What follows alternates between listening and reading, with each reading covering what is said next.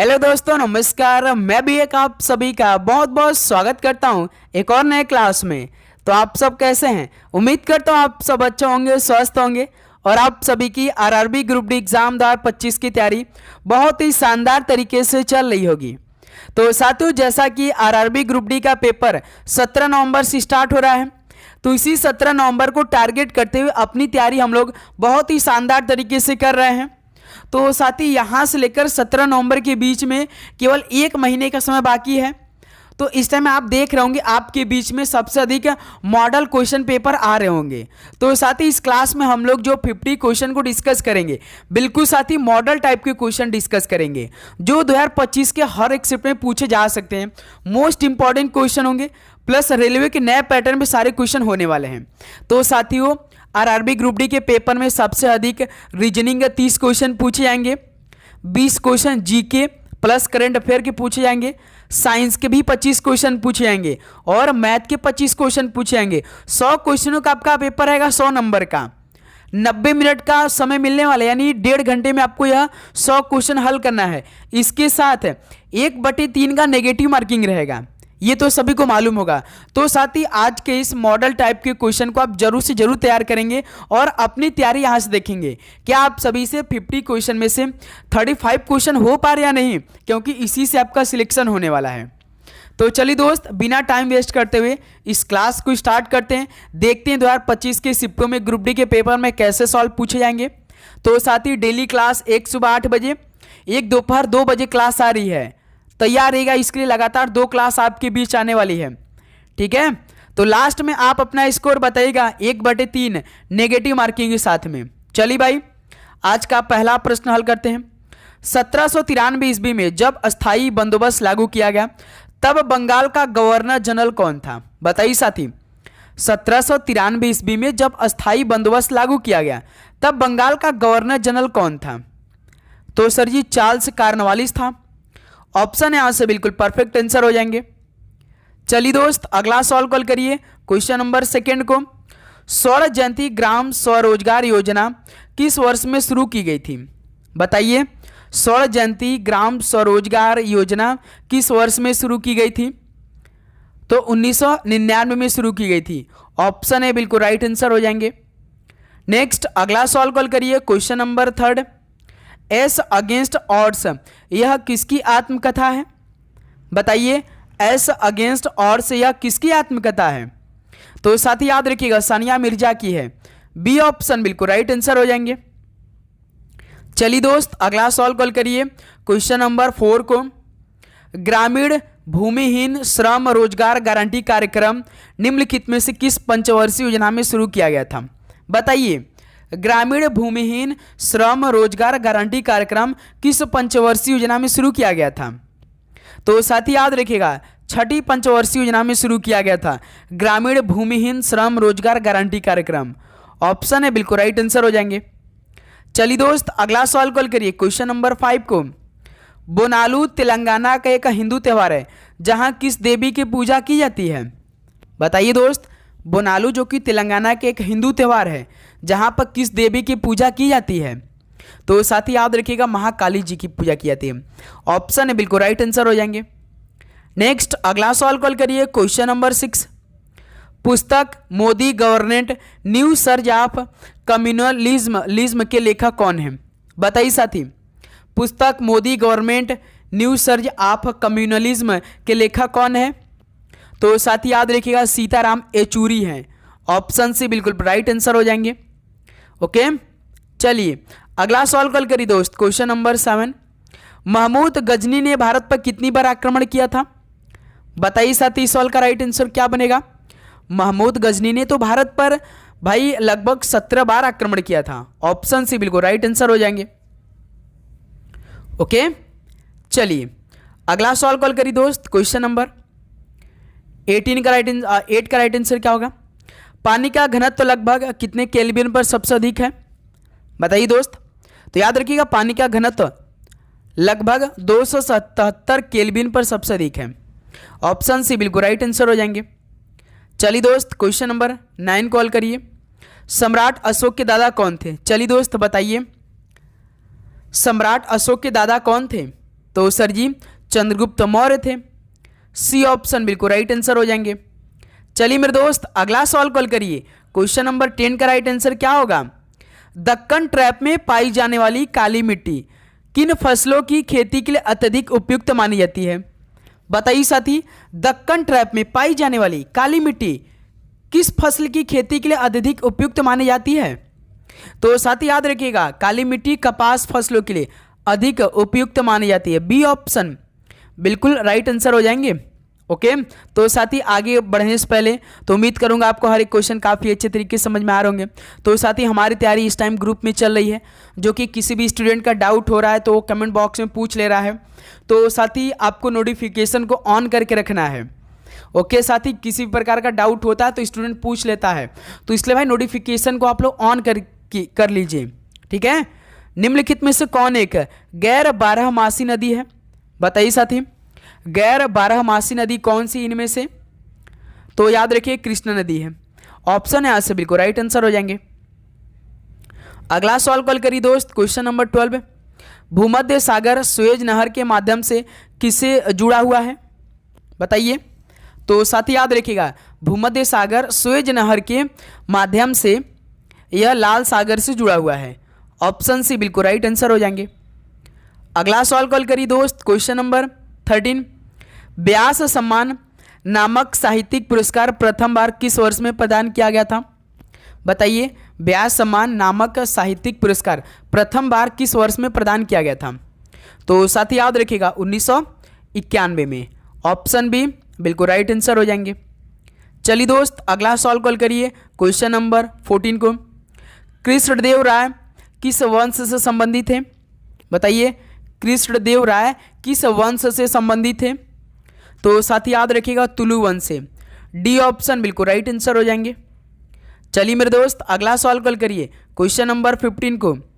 MS word में undo operation करने के लिए निम्न में से कीबोर्ड शॉर्टकट का उपयोग किया जाता है? जैसे साथी हम लोग आपको किसी चीज़ को कंप्यूटर में काटना हो तो आप किसका इस्तेमाल करते हैं? भाई कंट्रोल X जब आप दबाते हैं, जैसे CTRL प्लस आप X दबा देते हैं वो कट जाता है, और पेस्ट करने के लिए तो कंट्रोल प्लस भी कर देते हैं तो किसी चीज़ को आप पेस्ट हो जाता है। तो उसी प्रकार साथी अंडू ऑपरेशन करने के लिए, यानी जो आप डिलीट किए रहते हैं उसको दोबारा लाने के लिए आप कंट्रोल क्या दबाएंगे कि वो दोबारा आ जाएगा डिलीट किया हुआ। तो कंट्रोल Z आप दबा देंगे तो साथी डिलीट किया हुआ दोबारा आ जाएगा। तो डी ऑप्शन बिल्कुल राइट आंसर हो जाएंगे। चलिए दोस्त अगला सवाल कॉल करिए, क्वेश्चन नंबर 16। निम्नलिखित में से कौन सी नदी बंगाल की खाड़ी में गिरती है? बताइए साथी, कौन सी नदी बंगाल की खाड़ी में जाकर गिरती है? तो दोस्त याद रखिए, जो भारत की सबसे बड़ी प्रायद्वीपीय नदी है गोदावरी, यह बंगाल की खाड़ी में गिरती है। ऑप्शन ए राइट आंसर हो जाएंगे। चलिए दोस्त अगला सवाल कॉल करिए, क्वेश्चन नंबर 17। बंगाल में अखिल बंगाल सविनय अवज्ञा परिषद का गठन किसके द्वारा किया गया था? बताइए, बंगाल में अखिल बंगाल सविनय अवज्ञा परिषद के गठन किसके द्वारा किया गया था? तो साथ ही याद रखिएगा JM सेनगुप्ता के द्वारा। ऑप्शन है बिल्कुल राइट आंसर हो जाएंगे। चलिए दोस्त अगला सवाल कॉल करिए, क्वेश्चन नंबर 18। खंबा थोइबी ये किसके प्रदर्शन कला की एक महत्वपूर्ण शैली है? बताइए, खंबा थोइबी ये किसके प्रदर्शन कला की एक महत्वपूर्ण शैली है? तो साथ ही याद रखिएगा मणिपुर के है। ऑप्शन सी बिल्कुल राइट आंसर हो जाएंगे। ओके, चलिए अगला सवाल कॉल करिए दोस्त, क्वेश्चन नंबर 19। एक स्वस्थ मानव की लार का pH अधिकतर कितने से लेकर कितने के बीच होता है? बताइए दोस्त इस सवाल का राइट आंसर। तो याद रखिएगा जो एक स्वस्थ मानव की लार का pH होता है वो अधिकतर भाई आपका 6.2 से लेकर 7.6 के बीच होता है। ऑप्शन सी जो क्या हो जाएगा आपका बिल्कुल राइट आंसर हो जाएंगे। चलिए मेरे दोस्त अगला सवाल कॉल करिए, क्वेश्चन नंबर 20 को। केंद्र राज्य संबंधों पर भारत सरकार द्वारा किस वर्ष में सरकारिया आयोग नामक एक आयोग की स्थापना की गई थी? बताइए दोस्त इस सवाल का राइट आंसर क्या होगा। केंद्र राज्य संबंधों पर भारत सरकार द्वारा किस वर्ष में सरकारिया आयोग नामक एक आयोग की स्थापना की गई थी? तो 1983 में, जब भारत ने वेस्टइंडीज को हराकर अपना पहला वर्ल्ड कप जीता था इंग्लैंड देश में, जो कि कपिल देव की कप्तानी में 1983 में। ओके, चलिए भाई क्वेश्चन नंबर 21 कॉल करिए। थिम्पू भारत के किस पड़ोसी देश की राजधानी है? बताइए, थिम्पू भारत के किस पड़ोसी देश की राजधानी है? तो सर जी यह तो भूटान की है। डी ऑप्शन बिल्कुल परफेक्ट आंसर हो जाएंगे। नेक्स्ट अगला सवाल कॉल करिए क्वेश्चन नंबर 22 को। बंबई में प्रार्थना समाज की स्थापना किस वर्ष हुई थी? बंबई में प्रार्थना समाज की स्थापना किस वर्ष हुई थी? तो सर जी 1867 में हुई थी। ऑप्शन बी बिल्कुल राइट आंसर हो जाएंगे। चलिए मेरे दोस्त अगला सवाल कॉल करिए क्वेश्चन नंबर 23। कंघी यानी कम्बिंग द्वारा कपास को बीज से अलग करना क्या कहलाता है? बताइए दोस्त, कंघी द्वारा कपास को बीज से अलग करना क्या कहलाता है? तो साथ ही याद रखिएगा ओटाई कहलाता है। तो यहां से ऑप्शन ए विल बी आपका राइट आंसर हो जाएंगे। चलिए अगला सवाल कॉल करिए दोस्त क्वेश्चन नंबर 24। भारत में कारपोरेट घरानों द्वारा उपयोग किया जाने वाला वाणिज्यिक पत्र यानी सीपी किस वर्ष में शुरू किया गया था? भाई पूरा आपको ना एग्जाम ओरिएंटेड सारे सवाल करा देंगे, एक भी साथी शिफ्ट का तो छोड़ेंगे नहीं। जब आपका अंतिम यानी 1 नवंबर स्टार्ट होगा ना, जो आपका 2022 में 99 शिफ्ट में पेपर हुआ था और साथ ही 2018 में लगभग 51 से 60 के बीच में आपका शिफ्ट हुआ था, तो पूरे 150 शिफ्टों का पूरा पेपर हम करा देंगे 10 दिन में। तो भाई नोटिफिकेशन को आप ऑन करिए। अभी तो आपको नए पैटर्न में सारे सॉल्व करा रहे हैं, जब साथी अंतिम दिनों में जब हमें रिवीजन करने की समय आवश्यकता पड़ेगी तब हम साथी पूरी 2022 2023 यहाँ तक कि ग्रुप डी टेक्नीशियन आरपीएफ सारे रेलवे के सवाल करा देंगे आपको। बस आपको नोटिफिकेशन ऑन करके रखना है। ओके दोस्त, तो भारत में जो कारपोरेट घरानों द्वारा उपयोग किया जाने वाला वाणिज्यिक पत्र था यह वर्ष 1990 में शुरू किया गया था। ऑप्शन सी बिल्कुल राइट आंसर हो जाएंगे। चलिए 25 नंबर कॉल करिए, राइट आंसर क्या होगा? संगीत रत्नाकर संगीत पर सबसे पुराना ज्ञात ग्रंथ किसके द्वारा रचित था? तो संगीत रत्नाकर संगीत पर सबसे पुराना ज्ञात ग्रंथ यह सारंगदेव द्वारा रचित था। बी ऑप्शन बिल्कुल राइट आंसर हो जाएंगे। अगला सवाल कॉल करिए दोस्त क्वेश्चन नंबर 26। निम्नलिखित में से किसने हिंदुस्तानी शास्त्रीय संगीत में गिटार को एक वाद्य यंत्र के रूप में लोकप्रिय बनाया? बताइए किसने हिंदुस्तानी शास्त्रीय संगीत में गिटार को एक वाद्य यंत्र के रूप में लोकप्रिय बनाया था? तो साथ ही याद रखिएगा पंडित बृजभूषण काबरा ने। बी ऑप्शन बिल्कुल राइट आंसर हो जाएंगे। चलिए मेरे दोस्त अगला सवाल कॉल करिए क्वेश्चन नंबर 27। जैनियों द्वारा ज्ञान पंचमी कार्तिक के किस दिन को मनाई जाती है? तो साथ ही याद रखिएगा जैनियों द्वारा ज्ञान पंचमी कार्तिक के 5वां दिन को मनाई जाती है। ऑप्शन यहाँ से बिल्कुल राइट आंसर हो जाएंगे। चलिए दोस्त अगला सवाल कॉल करिए क्वेश्चन नंबर 28। किस पंचवर्षीय योजना ने निर्दिष्ट किया कि आर्थिक विकास के लाभ समाज के अपेक्षाकृत कम विशेषाधिकार प्राप्त वर्गों को अधिक से अधिक प्राप्त होने चाहिए? तो साथ ही याद रखिएगा जो द्वितीय पंचवर्षीय योजना है इसने निर्दिष्ट किया कि आर्थिक विकास के लाभ समाज के अपेक्षाकृत कम विशेषाधिकार प्राप्त वर्गों को अधिक से अधिक प्राप्त होना चाहिए। ऑप्शन यहाँ से मेरे दोस्त बिल्कुल राइट आंसर हो जाएंगे। चलिए दोस्त अगला सवाल कॉल करिए question number 29। Trans Siberian Railway निम्नलिखित में से किस देश की परियोजना है? बताइए साथी, ट्रांस साइबेरियन रेलवे किस देश की परियोजना है? तो ये रूस देश की है। बी ऑप्शन बिल्कुल राइट आंसर हो जाएंगे। चलिए दोस्त अगला सवाल कॉल करिए तो क्वेश्चन नंबर 30। दक्षिण भारत के पहाड़ी क्षेत्रों में निम्नलिखित में किस मृदा की उपस्थिति इस क्षेत्र को चाय और कॉफी की खेती के लिए उपयुक्त बनाती है? बताइए दक्षिण भारत के पहाड़ी क्षेत्रों में किस मृदा की उपस्थिति इस क्षेत्र को चाय और कॉफी की खेती के लिए उपयुक्त बना देती है? तो लेटराइट मृदा। ऑप्शन यहाँ से बिल्कुल राइट आंसर हो जाएंगे। ओके भाई, चलिए अगला सवाल कॉल करिए क्वेश्चन नंबर 31। तो साथी जैसा कि इस बार रेलवे ग्रुप डी का पेपर टोटल 32,438 पद पे होने वाला है, जिसमें से 1,08,00,000 फॉर्म अप्लाई हो चुका है, तो कंपटीशन बहुत ही हाई होने वाला है। यदि आपको सिलेक्शन लेना है तो जीके साइंस को सारे क्वेश्चन को तैयार कर लेना है, क्योंकि मैथ रीजनिंग में तो भाई सभी लोग full out of full score करने वाले हैं। यदि साथी आप जीके साइंस में अधिक स्कोर कर लेते हैं तो समझिए आप एक सीट आराम से लेने वाले हैं। तो भारत के संविधान में भाग 4 किससे संबंधित है?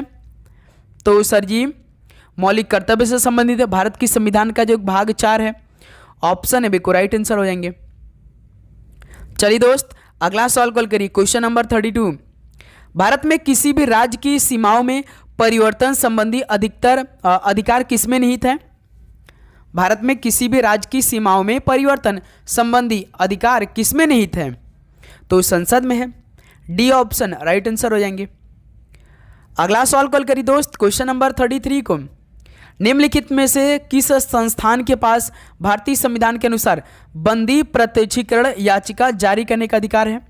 बताइए, किस संस्थान के पास भारतीय संविधान के अनुसार बंदी प्रत्यक्षीकरण याचिका जारी करने का अधिकार है?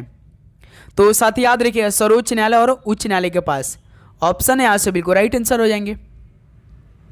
चलिए दोस्त, अगला सवाल कॉल करिए। क्वेश्चन नंबर 34 को, निम्नलिखित में से किस देश में सिंहली एक प्रमुख भाषा है? बताइए, किस देश में सिंहली एक प्रमुख भाषा है? तो श्रीलंका देश में। ऑप्शन सी बिल्कुल राइट आंसर हो जाएंगे। चलिए दोस्त, अगला सवाल कॉल करिए। क्वेश्चन नंबर 35, कंदरिया महादेव मंदिर कहाँ स्थित है? बताइए, कंदरिया महादेव मंदिर कहाँ स्थित है? तो खजुराहो में स्थित है। बी ऑप्शन राइट आंसर हो जाएंगे। चलिए दोस्त, अगला सवाल कॉल करिए। तो क्वेश्चन नंबर 36, डैश पवित्र स्थान है हिंदू और जैन मंदिरों का अंतरतम शरण स्थान है जहां मंदिर के मुख्य देवता की मूर्ति होती है? तो साथ ही याद रखिए, जो गर्भगृह है यह पवित्र स्थान है। हिंदू और जैन मंदिरों का अंतरतम शरण स्थान है जहां मंदिर के मुख्य देवता की मूर्ति होती है। डी ऑप्शन गर्भगृह बिल्कुल राइट आंसर हो जाएंगे। ओके, चलिए क्वेश्चन नंबर 37 कॉल करिए। भारतीय संविधान का कौन सा अनुच्छेद राष्ट्रपति द्वारा संसद में विशेष अभिभाषण से संबंधित है? बताइए, भारतीय संविधान का कौन सा अनुच्छेद राष्ट्रपति द्वारा संसद में विशेष अभिभाषण से संबंधित है? तो साथ ही याद रखिएगा, अनुच्छेद 87 यानी 87 है। ऑप्शन ए राइट आंसर हो जाएंगे। चलिए अगला सवाल कॉल करिए। क्वेश्चन नंबर 38, निम्नलिखित में से कौन सा भारतीय शहर अपने संतरे के लिए प्रसिद्ध है? तो कौन सा भारतीय शहर अपने संतरे के लिए प्रसिद्ध है? तो नागपुर है भाई। यहाँ पे काफ़ी अधिक मात्रा में संतरे का उत्पादन होता है नागपुर में। ओके, चलिए क्वेश्चन नंबर 39 कॉल करिए। निम्नलिखित में से कौन सा स्थान अपने गर्म झरनों के लिए जाना जाता है? बताइए, कौन सा स्थान अपने गर्म झरनों के लिए जाना जाता है? तो गौरी कुंड है भाई। बी ऑप्शन गौरी कुंड बिल्कुल राइट आंसर हो जाएंगे। साथ ही लास्ट में स्कोर करिए। और आप चैनल पे नए हैं, सब्सक्राइब नहीं किया है, नोटिफिकेशन को नहीं ऑन किया है, तो भाई नोटिफिकेशन को आप ऑन कर लीजिए। चलिए क्वेश्चन नंबर 40 कॉल करिए। भारत में मुख्य चुनाव आयुक्त की नियुक्ति किसके द्वारा की जाती है? बताइए, भारत में मुख्य चुनाव आयुक्त की नियुक्ति किसके द्वारा की जाती है? तो सर ये तो भारत के राष्ट्रपति द्वारा। बी ऑप्शन बिल्कुल राइट आंसर हो जाएंगे। चलिए दोस्त, अगला सवाल कॉल करिए। क्वेश्चन नंबर 41 को, भारत के संविधान के किस अनुच्छेद के तहत वित्तीय आपातकाल घोषित किया जा सकता है? तो सर जी, भारत के संविधान के अनुच्छेद 360 के तहत वित्तीय आपातकाल घोषित किया जा सकता है। ऑप्शन से बिल्कुल राइट आंसर हो जाएंगे। चलिए दोस्त, अगला सवाल कॉल करिए। क्वेश्चन नंबर 42, डैश भारत के तमिलनाडु राज्य और श्रीलंका के द्वीप राष्ट्र के उत्तरी प्रांत जाफना जिले के बीच एक जल डमरू मध्य है? बताइए साथी। तो साथी याद रखिए, जो पाक जल डमरू मध्य है ये भारत के तमिलनाडु राज्य और श्रीलंका के द्वीप राष्ट्र के उत्तरी प्रांत जाफना जिले के बीच एक जल डमरू मध्य है। बी ऑप्शन पाक जल डमरू मध्य बिल्कुल राइट आंसर हो जाएंगे। चलिए दोस्त, अगला सवाल कॉल करिए। क्वेश्चन नंबर 43, राजस्थान में किसका निर्माण 9 ग्रहों की तर्ज पर आधारित है? बताइए दोस्त। तो याद रखिएगा, राजस्थान में जवाहर कला केंद्र का निर्माण 9 ग्रहों की तर्ज पर आधारित है। बी ऑप्शन राइट आंसर हो जाएंगे। ओके, चलिए क्वेश्चन नंबर 44 कॉल करिए। अत्यधिक लवणीय जल निकाय मृत सागर निम्नलिखित में से किस महाद्वीप में स्थित है? बताइए, अत्यधिक लवणीय जल निकाय मृत सागर किस महाद्वीप में स्थित है? तो एशिया महाद्वीप में। ऑप्शन से बिल्कुल राइट आंसर हो जाएंगे। चलिए मेरे दोस्त, अगला सवाल कॉल करिए। क्वेश्चन नंबर 45, बांग्लादेश में प्रवेश करने के बाद किस नदी को निचले मार्ग में जमुना नदी के रूप में जाना जाता है? बताइए साथी, बांग्लादेश में प्रवेश करने के बाद किस नदी को निचले मार्ग में जमुना नदी के रूप में जाना जाता है? तो ब्रह्मपुत्र नदी को। ऑप्शन ए राइट आंसर हो जाएंगे। चलिए दोस्त, अगला सवाल कॉल करिए। क्वेश्चन नंबर 46, निम्नलिखित में से कौन कर्नाटक संगीत का प्रतिपादक नहीं है? तो साथी जो किशोरी अमोनकर है यह कर्नाटक संगीत के प्रतिपादक नहीं है। डी ऑप्शन बिल्कुल राइट आंसर हो जाएंगे। चलिए दोस्त अगला सवाल कॉल करिए। क्वेश्चन नंबर 47, मराठी में भगवत गीता की पहली विस्तृत टिप्पणी किसके द्वारा की गई थी?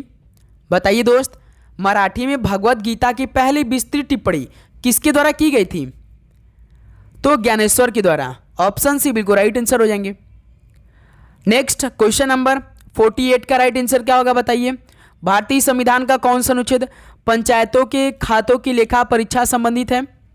बताइए, भारतीय संविधान का कौन सा अनुच्छेद पंचायतों के खातों की लेखा परीक्षा संबंधित है? तो अनुच्छेद 243 जे है। बी ऑप्शन बिल्कुल राइट आंसर हो जाएंगे। चलिए दोस्त अगला सवाल कॉल करिए। क्वेश्चन नंबर 49, निम्नलिखित में से कौन भारत के उपराष्ट्रपति का चुनाव करता है? बताइए साथी, भारत के उपराष्ट्रपति का चुनाव कौन करता है? तो साथी याद रखिएगा, संसद के दोनों सदनों के सदस्य करते हैं। ऑप्शन सी बिल्कुल राइट आंसर हो जाएंगे। चलिए भाई लास्ट क्वेश्चन आज की इस क्लास का बताइए। निम्नलिखित में से कौन पृथ्वी के वायुमंडल की सबसे निचली परत है? तो साथी पृथ्वी के वायुमंडल की सबसे निचली परत क्षोभ मंडल है। डी ऑप्शन बिल्कुल राइट आंसर हो जाएंगे। तो साथी फाइनली 50 क्वेश्चन कंप्लीट हो गए। तो अब बताइए साथी, आप सभी का इन टोटल 50 क्वेश्चन में से कितना स्कोर रहा? ईमानदारी के साथ बताइएगा। तो साथी उम्मीद करूंगा आप डेली क्लास कर रहे होंगे, सारे क्वेश्चन तैयार करोगे। सबसे बड़ा बात है साथी ना कि आप अपनी तैयारी को देख रहे होंगे कि आप सभी की तैयारी कैसी चल रही है, क्योंकि फाइनल सिलेक्शन तो आपको खुद मालूम हो जाता है कि किसका होगा। जब आप पेपर देकर आ रहे होंगे तब आपको मालूम हो जाता है, क्योंकि भाई देखिए आप बहुत मेहनत करके गए होंगे तो आपको आइडिया लग जाता है। इससे क्या है साथी कि आप अभी से अपने ऊपर समय दीजिए, जितना भी समय बच रहा है केवल पढ़ाई फोकस करिए मेरे दोस्त। समय बिल्कुल भी नहीं है, समय कब आ जाए कब आप कंप्यूटर के सामने बैठकर अपना पेपर दे रहे होंगे, आप यही बात सोच रहे होंगे काश पढ़ लिया होता, इतना इजी पेपर आया है। तो साथी खूब मेहनत लगा के पढ़िए, इस बार आपका एक सीट होने वाला है भाई। 32,000 है, आपको केवल एक सीट लेना है। वही रीजनिंग, मैथ, जीके, साइंस पढ़ना है जो हर पेपर में सवाल पूछे जाते हैं। ओके साथी, तो चलिए इस क्लास को यहीं पर समाप्त करते हैं। मिलते हैं साथी शाम में नए क्लास के साथ, तो आप नोटिफिकेशन को ऑन करके रखिए। ओके, तो सभी को जय हिंद जय भारत, पढ़ाई करते रहिए। ऑल द वेरी बेस्ट, धन्यवाद।